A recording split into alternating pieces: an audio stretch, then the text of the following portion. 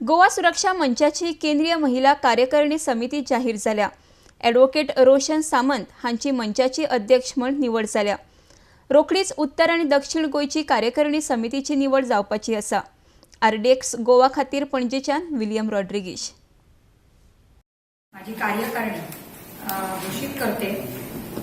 मी स्वतः ॲडव्होकेट सौ रोशन रवींद्र सामंत, अध्यक्ष महिला मंच, डॉक्टर सौ मनीषा शैलेंद्र मानसी शैलेश प्रभुदेसाई या उपाध्यक्ष, सौ योजना सुरेश आमोणकर याही एक उपाध्यक्ष, साखळी येथे राहतात।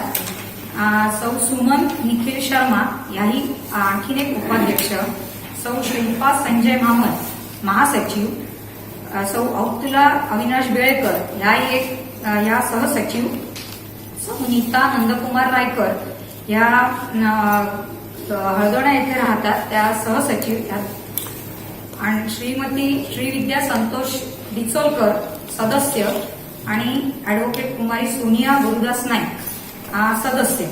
अशा प्रकारे आमची एक केंद्रीय महिलांची एक टीम आता तयार झालेली आहे।